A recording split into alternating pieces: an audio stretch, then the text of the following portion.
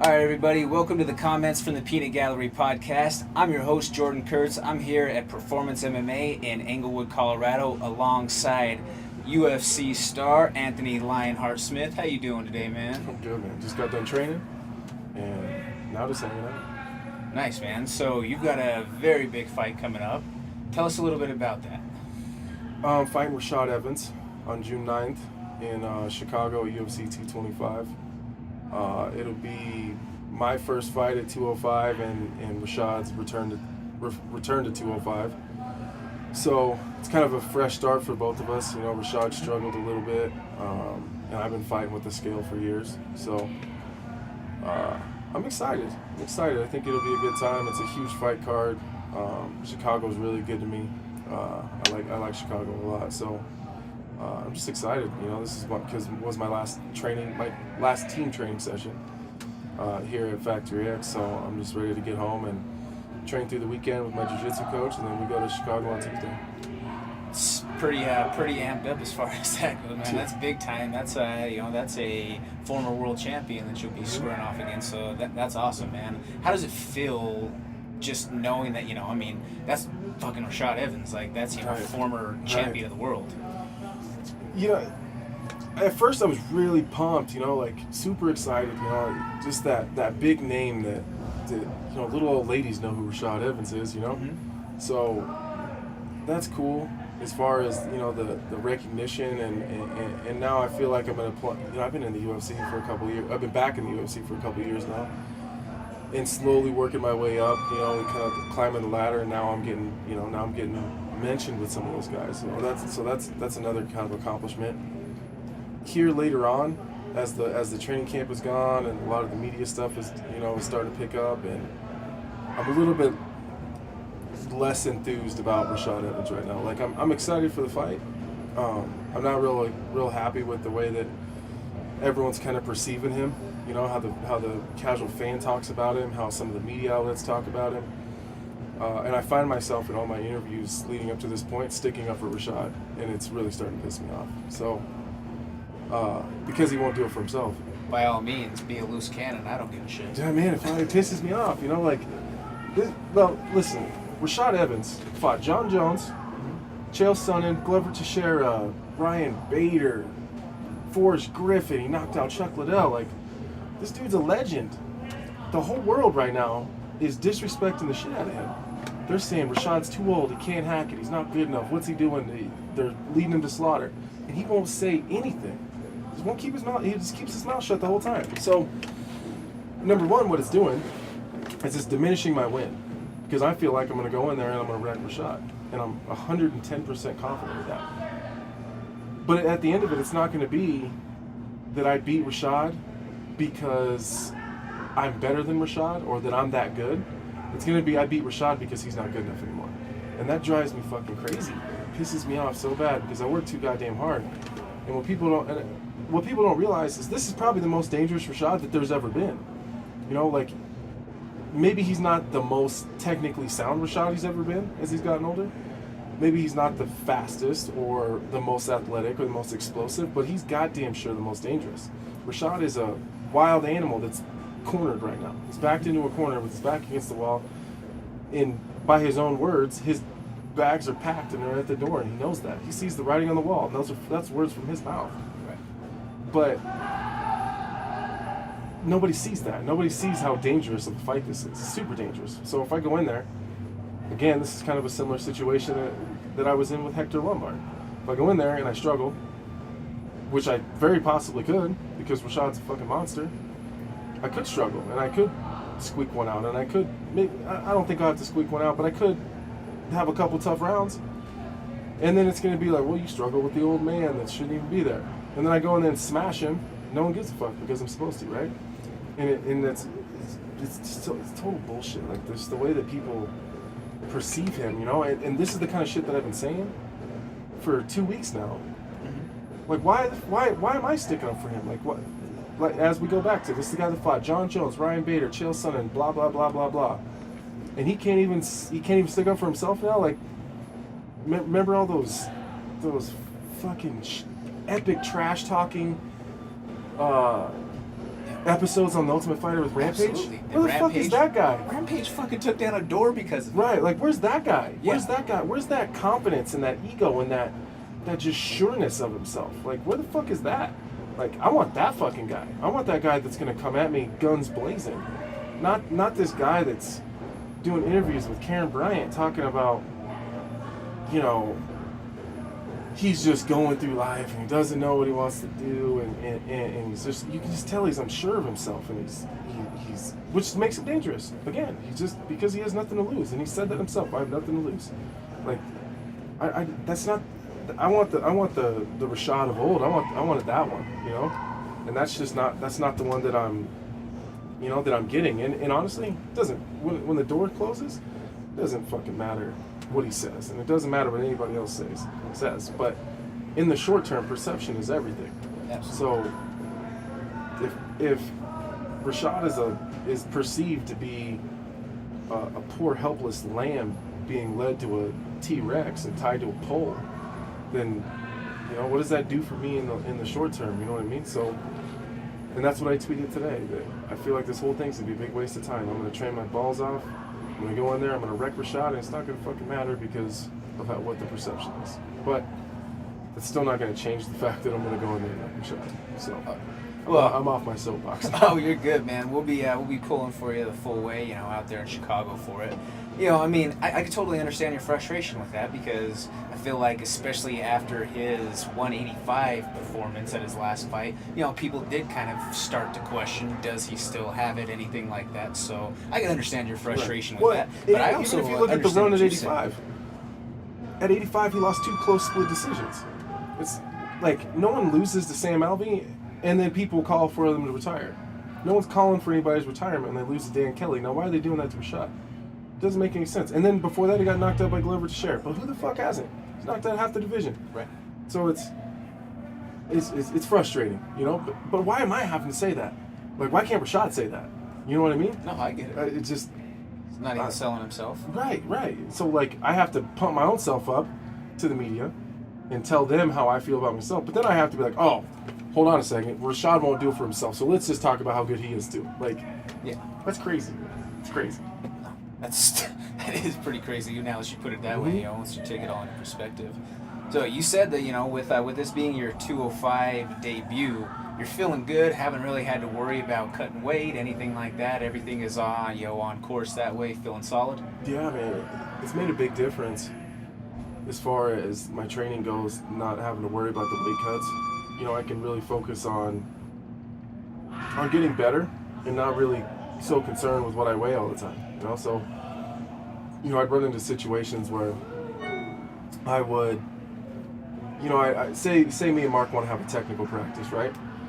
And we really want to skill build and really work on stuff and really work on learning. Yeah. I would stress too much about doing that because I can't lose weight doing that, you know? Mm-hmm. So when I was going 85, like every practice has to be a barn burner because I need to burn those calories, I need to lose the weight. And I really couldn't focus on getting better. I just had to work on getting skinnier, getting smaller. So that, on top of just being really well fueled and fed the entire camp, you know, I'm eating pretty much as I want, you know, and really having the UFC have to kind of tweak my diet a little bit in my meal plans. I don't even want to call it a diet anymore because I'm not really dieting, but kind of tweak my meal plans because I was getting too light too fast, you know. So I feel good. I feel super strong, you know, and it's funny, I'm probably lighter. I'm about the same size I would be right now if I was going 85, you know, at this point in camp and leading up to the fight.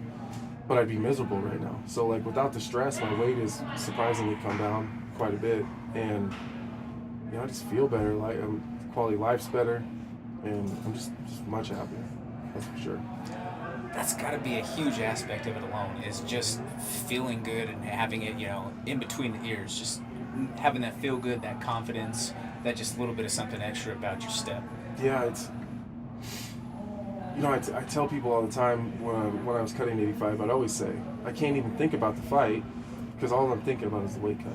And because I just had such a hard time getting there, and it was such a struggle, and it was just such a fight to get to 185, and then I'd have about 30 hours after I made weight to finally be able to focus on the fight. now I've had 10 weeks to focus on the fight and had no concerns with the weight at all. You know, like, it was probably 3 or 4 weeks in the camp before I even looked at what I weighed.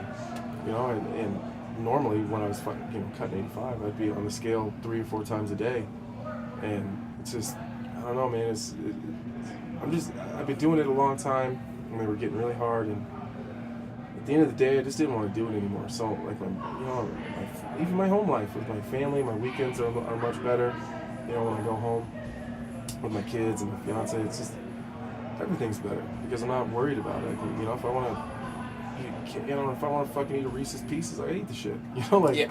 You know, it's not often, but if I want to, I can. You know what I mean? If I want to, you know, whatever. If we want to go out to eat, you know, on a weekend when I'm home, normally I wouldn't be able to do that. I'd have to sit home and then go, or I'd have to go and just, you know, whatever.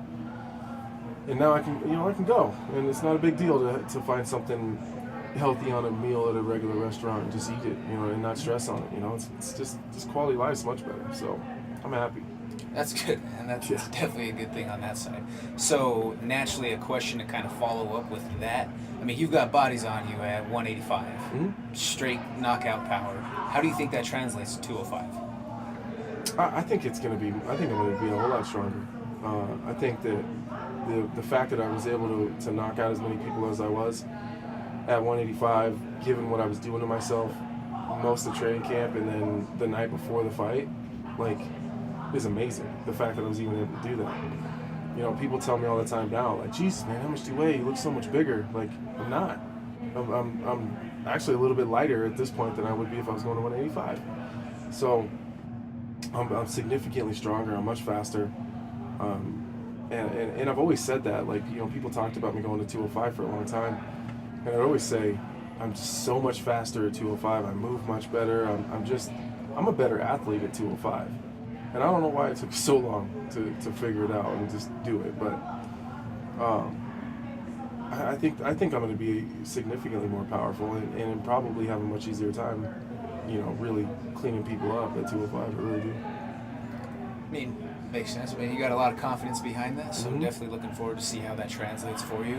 So with that being said, also, you know, strength and conditioning, a lot of you guys here at Factory X go over to Landau. Seen you in the post over there. Is that where primarily you've done a lot of your work during camp over at Landau? Yeah, I do all my strength and conditioning at Landau when I'm here. And then there's a place in Omaha. The owner, her name is Shanna Skillstad. She's really, really good at what she does. You know what I mean? Like, the continuity between Shanna at Fitchukate and Landau it's perfect. You know, it's really, really similar training. And then they complement each other so well, you know. So in between fights and when I'm home, I'm with Shanna, and then with Eric at Landau's when I'm here. So it's been really, really good, man. I just physically I feel really good, and it's kind of a weird feeling for me. Normally I'm pretty drug out by now and miserable and just trying to get down to weight, and yeah, I just feel good, and it's very odd. It's an odd feeling to, like, you know that I'm going into fight week. I just got out of practice and checked my weight, and I was just 209. It's like I'm stronger than I've ever been. Yeah. And I'm 3 pounds away from weight, you know. And when the UFC, when I went to the UFC Performance Institute, they checked all my numbers, and they checked my reaction time, my speed, my explosiveness, my strength, my power, and I'm already in the top 8 or 10% as far as those numbers go at 205. So I'm probably, at this very moment, I'm probably one of the lighter 205ers in the division, but probably one of the strongest, you know what I mean? So it's not even an issue. Like, you know, once we get to the, you know, your Alexander Gustafsons and you start to get to your Jimmy Manoas and guys like that, you're gonna have to make a couple adjustments for the size, but I'll take dealing with that over the other shit every day. Over the cut, for sure. If it comes down to a strength and size things, fuck it, man. We just get better. You know what I mean? I just get better. That's all I got to do, and I'll just figure out how to deal with it. And you know, I've never been manhandled. I've never been tossed around. I've never felt like I was been overpowered. So, you know, we'll see. Yep, totally. We'll see. Yep. So you've got a dope ass nickname, Lionheart. Yeah. How did that come about? You see the movie? Yeah. So when I first started fighting, it was kind of the wild, wild west, and it wasn't sanctioned in Nebraska. It wasn't even really seen as a sport. Definitely here in the Midwest, and it was just super underground, kind of. Like it was. I mean, I got some crazy stories about those days, but I wasn't very good when I first started as an amateur, and I wouldn't even count it as amateur fighting. It was more just like you just showed up and signed your name on a little piece of paper and filled out a waiver, and then you just stepped on a scale and they just matched you up as close as they could and weight, and then you just went and fought like an hour later. That's crazy. That's just how it was, like back then the cage wasn't even like on a platform, like it was like a wrestling mat on the floor with like just steel cage around it, like steel fencing. That's like, crazy. There was times when the corners would bust open and there'd just be two fat guys leaning up against the cage corners to hold it together. It was nuts, man. And there was like, that's insane. There'd be like gangbangers and shit outside, like taking bets and shit. And I mean, it was crazy. Yeah. Nuts. But I wasn't very good. So, and I'd never trained before. I just seen like this flyer for an amateur fight, and I was like, oh, I'm gonna do that shit. You guys want to get in a fist fight and not get in trouble for it, Yeah. And at that point, I'd only seen the UFC and like, I'd make my grandpa, or I'd trick my grandpa. Like, remember the old Blockbuster video? There'd be like ultimate DVDs and shit, or they were VHSs back then, but, and then I would just like put it under whatever the movie we were actually getting was. And he would never pay attention, so I'd just get them both, Right. And I just, just watch them at home. So that was the only time I'd ever really seen the UFC. And, so, but I, like the movie, I'd be losing most of the fight, and, I just would pull something crazy out at the end, and I just wanted it so fucking bad, I just wanted to be, I don't know, from the get-go it was like that, and kind of in my UFC career, it's kind of, the nickname's kind of proved itself, you know what I mean? I had like 3 third-round finishes in a row, come from behind wins, or just, I just fight hard and I just want it bad, and I came from nothing, and just brought myself up here, so it's similar to the movie. And then an announcer one time said, "You're kind of like that character from Lionheart, the guy Van Damme from Lionheart," and then he just announced me as that one time coming out, and then it just stuck. Sometimes the best nicknames are the ones that just kind of happen. Yeah, it just happened like that. Just like, I'm sure you know Cortez. Cortez told me the story about how he got Crazy Cowboy. No, I don't even know the story. He said that when he was on The Ultimate Fighter, that Dana White said on the little like reel clip or whatever, "I can't wait to watch this Crazy Cowboy kid fight," and then that just kind of took off as his nickname from there, from the people that were watching. That's awesome. So I mean, if the big man fucking gives you the nickname, right, man, just keep it. Hey, you got to run with it, yeah, especially if people start start going with it. So for sure, that's pretty awesome. On that, pretty killer nickname. Like I say, I was interested in hearing the story behind that. Yeah, and I wish I had a cooler story, but it's really I just used to get the shit beat out of me a lot, and I just never quit, and I just pull out crazy wins, like that's just how and it just happened to be like one of my favorite movies growing up. So just he called me that, and I was like, yeah, it's a great movie, I love it, and that's how it happened, and people love it. Some people don't even know my real name. It's just like people, Lionheart Smith. yeah, I'm just Lionheart Smith, and that's what people, my kids think that Lionheart is their last name. Like, they don't believe me if I tell them different. Really? Yeah, like, I mean, the Lionheart brand is on everything. I mean, it's on my plates, on my truck, it's on my fiance's car, it's on her plates, it's on my house is just covered in lions. I mean, my whole life is lion branded, and it has been for a long time, well over a decade. And lion's my favorite animal, so you mine can't too. really, Mine too. Can't really it always has been. I'm a Leo, so it's just, I don't know, man. It's always been, I don't know. But if you ask my kids what their names are, they'll say their full name, and after Smith, they'll say Lionheart. Always. That's always. pretty cool. Oh yeah.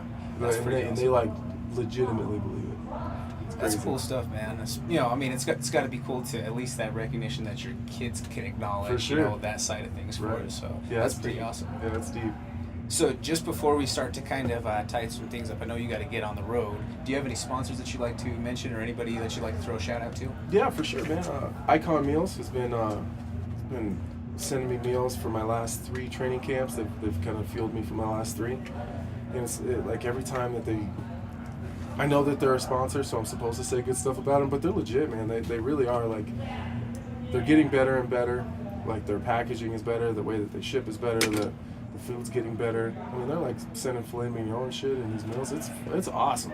That's good. So definitely check out Icon Meals. They also take care of Stipe, so Okay. that's real cool. Shout out to Jim Walter. Shout out to Jim Walter. You got to give Jim a shout out for sure. Jim is he's one of the best managers in the business for sure. Absolutely.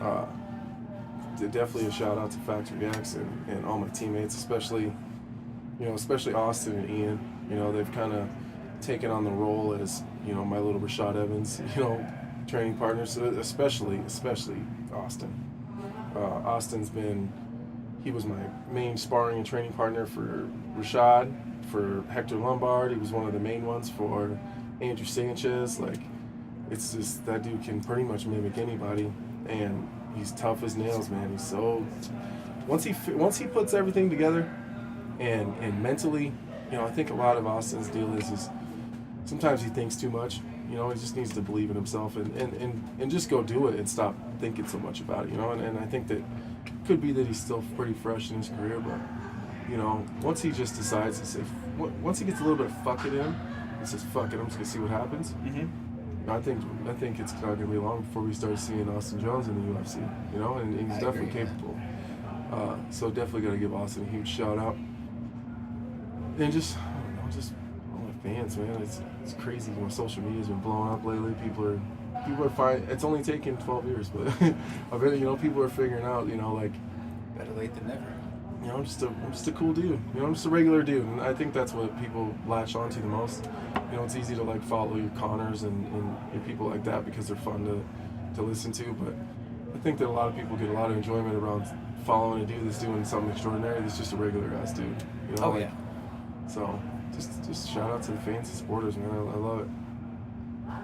Definitely, man. Well, I want to say thank you very much for taking the time to come onto the show, and you know, it's definitely a huge thing for the Comments from the Peanut Gallery podcast to have someone of your ability, your level, you know, stature. I mean, you're fighting on the fucking UFC card in Chicago, man. That is completely stacked. It's stacked. 2 straps are changing hands that night, or maybe changing hands. Who knows? They're on the line. So that's crazy. You know, I'm so pumped to watch fights that entire afternoon. I have the day, you know, off from work, just stacked, ready to watch. Yeah, it's fights all day. Yeah. Like, I mean, it's bell-to-bell business, man. Can you believe Benavidez is fighting before me? That's crazy. That's crazy. When you got Benavidez on Fight Pass, you got a stacked fucking card. But you have fucking CM Punk on the paper. Oh, man, don't get me going now. Some bullshit, man. Like, I mean, forgive me.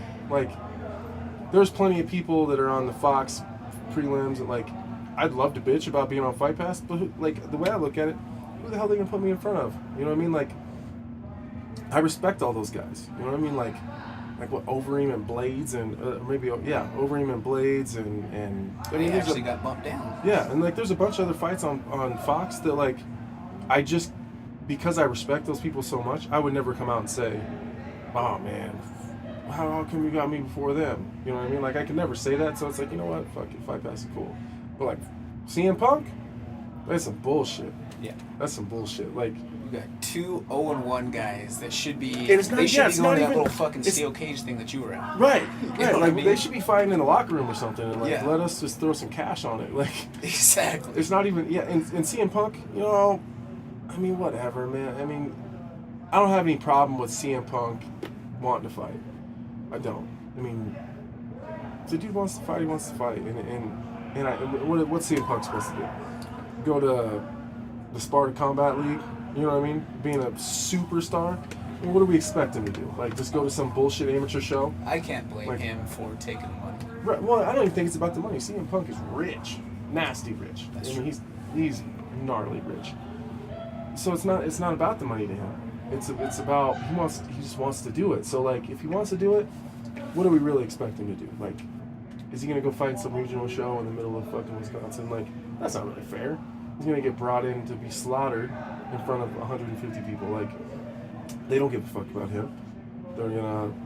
If he's gonna be used for money, might as well do it in the UFC where it's probably safer for him to fight in the UFC where he can control his opponent than it would be if he fought in whatever BF fucking show. I get that. But to put him on the main card in front of former world champions, former title contenders, other ranked opponents, it's a little bit of a slap in the face. And not even, and you know what? He's a superstar. He's a big draw for the WWE world. I get it. But like the Mike Jackson, fuck that, dude. Who the fuck is that? Yeah. Are you serious? Like, He's I'll give CM Punk. pay-per-view I'll numbers. yeah. Well, I don't know about that. I don't know much about his business, but I'll give CM Punk a pass because he put a lot of work in the WWE, and I'll just whatever. I don't like it, but at least he's a superstar. Like, who the fuck is Mike Jackson? I've been busting my ass for over a decade to get here, and be where I'm at today, and like, you're fucking 0-1. I train more for this fight than you've been fighting your whole life. You know what I mean? Like, my training camp was longer than you've been fucking competing. Like, that's crazy to me. So I hope that they're respectful, and so far CM Punk has done a good job of keeping the boys in the back happy. You don't hear too many UFC fighters come out and like bash CM Punk for who he is. A lot of guys are mad about where he's at on the card, but that's not his decision. So you don't see a lot of UFC athletes really bashing CM Punk personally, and that's because he's been very, very humble. He's been very honest. Like, I know that I'm not very good, but I just really, really want to fucking do this, and I'm not better than anybody, and you know what I mean? Like, he said all the right things for people like me. But like this Mike Jackson dude, like I've heard interviews, and like, you're gonna get the fuck beat out of you, and in the locker room before you even fight by some guy who's been grinding his entire fucking life to get here is gonna hear something you say, and they're gonna rip your fucking head off. Oh yeah. And you're not good enough to do anything about it. Like, and it's just crazy to me that like what they both should do is shut their fucking mouths, go out and fight, and don't say shit. Like, don't even talk to Joe Rogan. Just say, I'm good, Joe, and leave. Like, and just go in the back. But you know what? That's not going to happen. No, not at all. It's not going to happen. I don't know what... I would imagine if CM Punk wins, he'll be pretty respectful. He'll be pretty humble, and he'll, for the most part, keep his mouth shut and go in the back. But if that Mike Jackson dude wins, like, he might not make it out. You know what I mean? Yeah. It's not going to go well for him if he wins and he starts running his mouth on the microphone. So... I can totally understand that, especially, you putting that in perspective, a lifetime grind, and someone basically fell into an opportunity. Yeah, someone off the streets. Right. Yeah, crazy. Someone off the streets fell into, a elite level opportunity that some guys never get. Most people never get. Yeah, most people never get. It's like 1% of 1% of people ever make it in the UFC. Right. Except for this bum that just fell into some luck. And he'll accomplish something that people will fight and train and sacrifice their life for 15 years. He's going to now do it twice. And done nothing to get there, except for not be good. Yeah. He literally is there because he's not that good. Because CM Punk needs an opponent that is similar in skill. So, like, by not being very good, he gets an opportunity twice that 99% of the population that will ever try will never be able to do. I mean, like, what if the fucking Broncos just signed some bum off the street? You know how many fucking people in the draft would be pissed?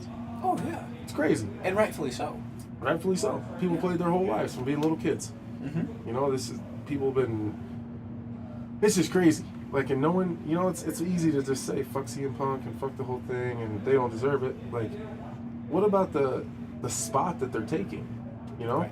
Any one of us that are on the Fight Pass or Fox prelims are good enough to be there in that spot. Oh yeah, absolutely. Like, is it really gonna make? Is there, how many people are gonna buy the pay-per-view because CM Punk is on there? At this point, after he's already got his ass kicked, real bad the last time. Yeah, Mickey Gall fucked him up. Can't be that many, right? No. Can't be. I mean, that I feel like right away you derailed that hype train, or you put for sure water on that flame. Oh man, and Mickey Gall, I don't know whose idea that was. No, he's a fucking killer. Mickey Gall was a killer on the regional scene. I knew who Mickey Gall was. I was like, ooh, that's a bad deal. Yeah. That's a bad idea. Whoever put him in that position did him a terrible disservice. So once again, well, they put Mickey really Gall against Mike Jackson, right? I think so. And it was like the winner got to fight CM Punk. Yeah. Should have been the loser got to fight CM Punk. Yeah, it should have been. Yeah, and then this whole CM Punk thing would have been over and out because Dana would have been like, we're never doing this shit again. Yeah. But like, I just don't know how you have a fight card so stacked, and then you want to start the pay-per-view off with CM Punk. Like, and come on, with Dana. CM Punk too, it's not like it's with someone like when Brock made the transition over, Right. at least Brock had a combat sports background. For sure. He was an elite level wrestler Right. through the collegiate ranks. Right. So Which he had was the easy to background. transition. However, CM Punk does not have any sort of accredited background on that side of things. It's crazy. And just me being a fan, an outsider looking in, just watching some of his training videos, just his movements, his flow, all of that, it's not of someone who should be fighting at that level. No. No, not anywhere even close. CM Punk should be fighting amateurs. Mm-hmm. Like he really should be. Well, that's what he is. He really is. He's a fucking amateur. I mean, I know 60-year-old kids that beat this fuck out of CM Punk. You know what I mean? Right. There's kids here in the kids program that will give him a run for his money. Yep. I mean, it's crazy to me. It's crazy. But, I mean, what can you do about it? Well, You know exactly. what I mean? Exactly. And that's why, a lot of people will bring it up and just in passing, and it's just like, it sucks, yeah, for sure. But I got my own fight to worry about. You know what I mean? It's just, It's not a controllable. you're right. It's not controllable, so it sucks. But what do you do? So as we tie things up here, is there any message that you would like to share out to the listeners, or any takeaway, take home message that Lionheart wants to give out to the fans, the people? Just tune in. I pride myself on being super exciting, and I'll never give up. I'll never quit. I think that there's a reason that they put Rashad against me. I think he hasn't been necessarily that exciting his last couple fights, and the UFC knows you want an exciting fight, they know where to come. I've never been in a boring fight in my whole life. So, I'm not going to guarantee I'm going to win every goddamn fight I'll get in, but I'll guarantee it's going to be good. And the fans are going to walk away from that. If there's 20 fights on the card and 19 of them suck, then the one fight that I'm going to be in is going to be worth however much they paid for the ticket. And that's always been my goal, is to make my fight alone worth the price of admission. So, tune in and give me an opportunity. If you've never seen me fight, at least check it out one time, and I promise you'll want to watch again. Check out my Twitter. It's at Lionheart Smith. My Instagram, which I'm a little bit more active on, is Anthony Smith UFC, and I like to get on there and just chop it up with people, and I usually respond to almost everybody. So Awesome. Make sure that you guys all out there give Anthony a follow. Make sure you show him some love. Tune in June 9th. That Chicago card all across the board is going to be stacked. You will not be disappointed, from the Fight Pass to the FS1 to the pay-per-view. Stacked lineup. My man right here is fighting a former world champion in Rashad Evans. I just want to throw a quick shout out there to a couple of people. I want to shout out Brandon Lambert out at Terp House. Had a great conversation with him the other night, so shout out to Brandon, as well as shout out to Big Pino with Lone Wolf Beard Company, one of the partners of the store, Colorado's premium all-natural beard product provider. So thank you guys very much for the love and support for the show, and everybody else out there that's been following along. We also have launched the online merchandise store, so if you go to www.cftpg.com, you'll be able to see our summer 2018 collection. Type in promo code Summer Sale for 10% off right now. Anthony, is there anything else that you wanted to share on the throw out? no, man, I'm good. Just June 9th, Chicago, UFC 225. Check it out. Perfect. Thank you very much for coming on the show. On the play out, we're going to have NSQS as standard from Beyond Bridges, the Colorado's leading rock reggae group. So make sure that y'all check them out. Check Anthony out on June 9th. Have a great day, ladies and gentlemen.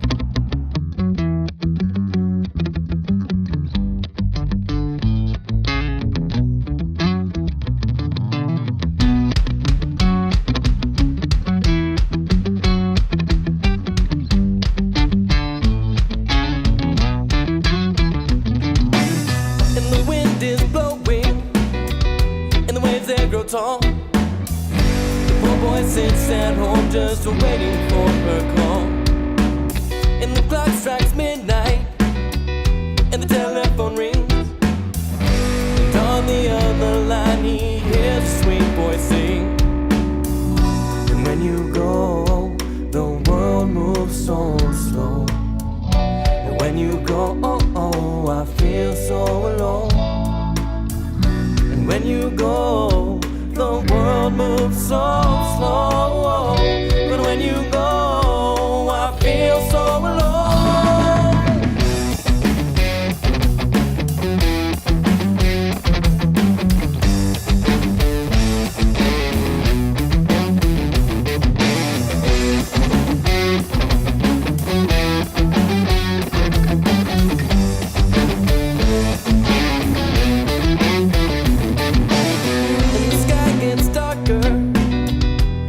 faded pours down, his headlights blazing as he heads towards her town. And the street lights faded, and the air was so cold. Her house up on the hill was now a pile of stone. And he hears no voices as he walks all around the house where she once lived that had fallen to the ground. And he finds a letter and he reads it aloud. He can only think of her as he crumbles to the ground. And when you go, the world moves so